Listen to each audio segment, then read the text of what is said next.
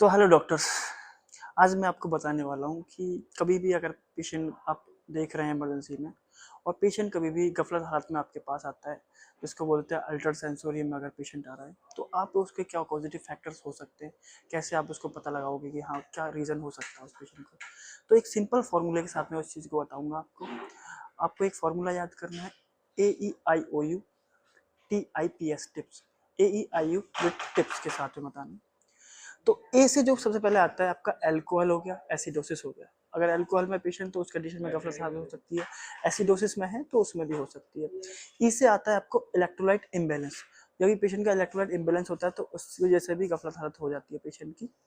आई से आ जाता है इन्फेक्शन, बॉडी में किसी प्रकार का इन्फेक्शन है तो उस कंडीशन में पेशेंट की गफलत हालत हो जाती है। ओ से हो जाता है ओवरडोज, अगर किसी पेशेंट ने किसी चीज़ का ओवरडोज ले लिया तो उसकी वजह से मेंटल स्टेटस उसका खराब हो जाता है।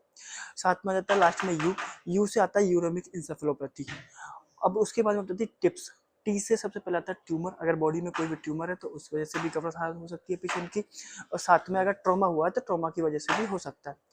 और टिप्स के बाद में आ जाता है टी आई, आई से आपका हो जाता है ICH इंट्राक्रैनियल हेमोरेज, अगर पेशेंट को हो गया तो उसकी वजह से आपकी पेशेंट की मेंटल हालत जो होती है वो बिगड़ जाती है।